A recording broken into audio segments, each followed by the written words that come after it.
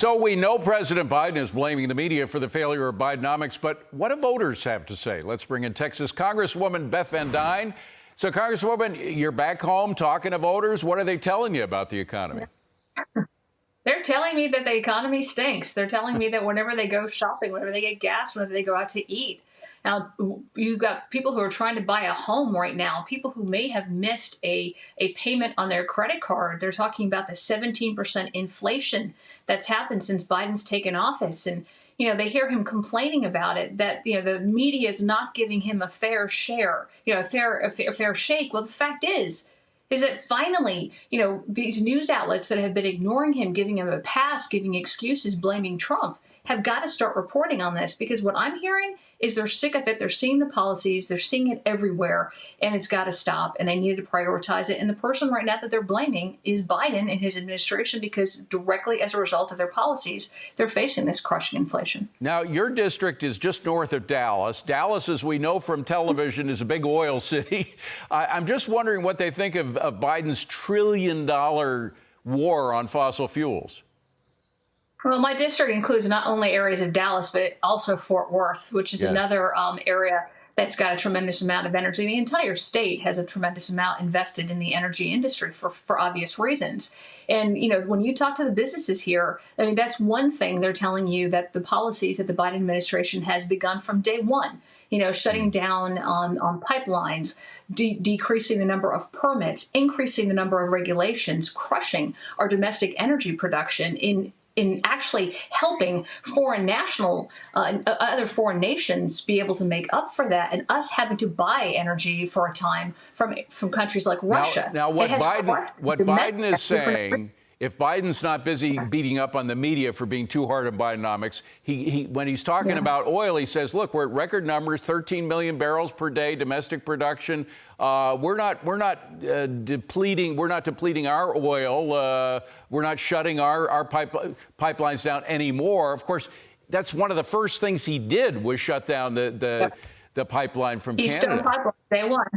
Right, Keystone Pipeline, day one. And he's actually prevented a number of other projects from beginning because of his permitting and his regulatory war against domestic producers. All of this has empowered other, hostile foreign nations, for that matter, for example, Russia.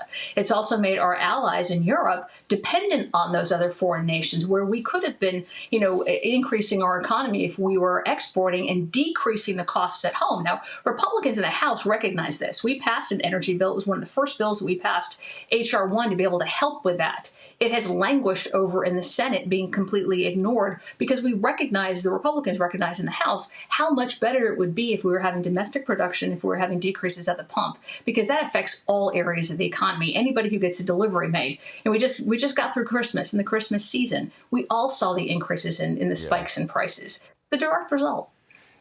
You're not right on the border, but because you're in Texas, you're affected by the border. But right now, even New York, even Chicago, even places thousands of miles away from the border are affected by an open border that we have. These numbers, though, that have been coming out over the past couple of months are staggering. Just the 4-day Christmas weekend, there were more than 35,000 migrant encounters. We've had, since December 1st, 250,000. We're on pace to have between 3 and 4 million this year alone. How much more of that can we take? Well, the answer is none. We can't take any more. And you pointed out that I'm in North Texas, sure, but Tarrant County, which is within the district, has experienced 1,000% increase in drug seizures. We've seen 1,000% more deaths as a result of fentanyl. All of that is coming from the Mexican cartels, which is being supplied by China. We know where it's coming. We know why it's coming. The cartels are making money hand over fist, and the Mexican government, President Obrador is in no hurry, to help us. And while they sit there and they go through the motions, the fact is that they don't have a strong president who is demanding action, demanding policies like Remain in Mexico continue. There was policies that were on the books during the Trump administration that the first thing that Biden did was take them off the table. Yeah. They were warned by folks from Customs and Border Protection, folks from Immigrations and Customs Enforcement before they took those policies away, that if they did, you would see this result. And just as you mentioned, we've had over 250,000 people enter our country illegally just in December alone, which is going to top the record, which is in September. Now, it is ridiculous. We know why it's happening. The head of Homeland Security claims, of course, that the border is secure. Ridiculously, he is now in Mexico trying to negotiate something with the president of Mexico. Frankly, his credibility is shot. But what do you think he's trying to get from the president of Mexico? Very quickly.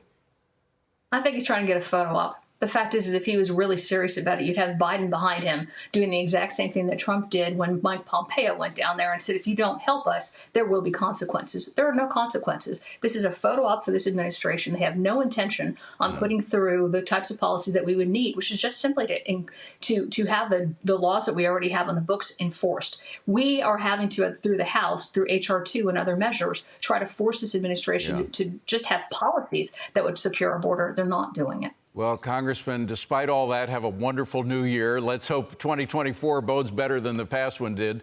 Congresswoman Beth Van Duyne, appreciate you being here.